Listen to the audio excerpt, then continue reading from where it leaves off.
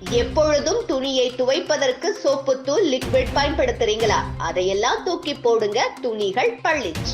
வீட்டில் எப்பொழுதும் வாஷிங் மிஷினில் துவைத்தாலும் சரி, கையில் துவைத்தாலும் சரி, சோப்பு தூள் அல்லது சோப்பு போட்டு துவைக்கிறார்கள். அதிலும் சோப்பு தூளில் அதிக நேரம் ஊற வைத்தால் தான் அழுக்கு போகும் என்று சிலர் நினைப்பதுண்டு. ஆனால் அப்படி துவைத்தால் கொஞ்சம் கூட வியர்வை போகவே போகாதா? மேலும் என்னதான் சோப்பு தூள் போட்டு துவைத்தாலும் துணியில் உள்ள கடின அழுக்குகள் எல்லாம் போகாது. அதற்கு அதிக செலவெல்லாம் இல்லாமல் இந்த 3 பொருட்களை உங்கள் துணிகளை துவைக்கும் பொழுது பயன்படுத்தி பாருங்கள், உங்களுக்கே மாற்றம் தெரியும். எலுமிச்சையில் இருக்கும் விட்டமின் சி நம் உடலுக்கு நோய் எதிர்ப்பு சக்தியை அதிகரிக்க செய்யும் என்று நம் அனைவருக்கும் தெரிந்த ஒன்றே. மேலும் எலுமிச்சை ஆரோக்கியத்திற்கு மட்டுமல்ல உதவும் என்றும் நீங்கள் நினைப்பது தவறு. ஏனெனில் எலுமிச்சை பழத்தை சுத்தம் செய்வதற்கும் பயன்படுத்தலாம், தெரியுமா? ஆம், ஆடைகளில் இருந்து வியர்வை நாற்றத்தை போக்க எலுமிச்சை உதவுகிறது.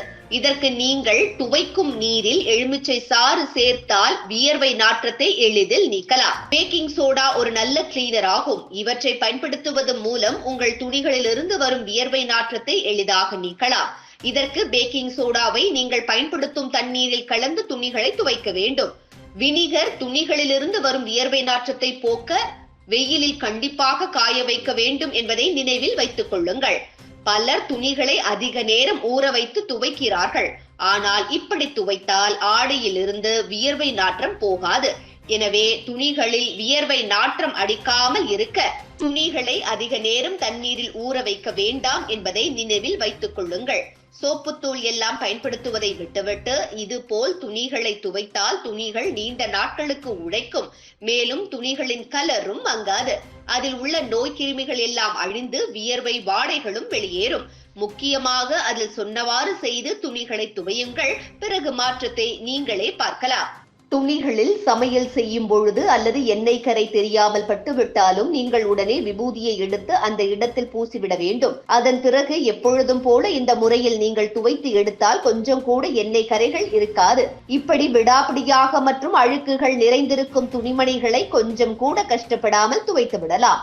எம்ப்ராய்டரி, ஆரி ஒர்க் இருக்கக்கூடிய வேலைப்பாடுகளை கொண்ட ஆடைகளை அழுத்தி துவைக்காமல் லேசாக துவைத்து நிழலில் காய வைக்க வேண்டும். அதிகமாக அழுக்காகிற குழந்தைகளோட சாக்ஸ், உள்ளாடைகள் உள்ளிட்ட துணிகளை மிஷினை விட கைகளால் துவைக்கிறது நல்லது.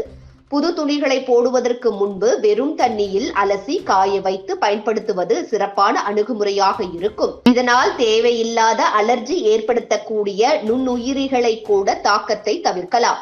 அது மட்டுமில்லாமல் புது துணிகளை இப்படி தண்ணியில் அலசி பார்க்கும் பொழுது அந்த துணிகளில் சாயம் போகுதா இல்லையா என்பதையும் தெரிந்து கொள்ளலாம்.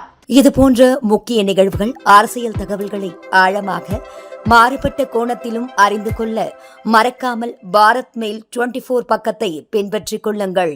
உங்கள் ஒவ்வொரு ஆதரவும் இது போன்ற பல நிகழ்வுகளின் பின்னணியை அறிய உதவும்.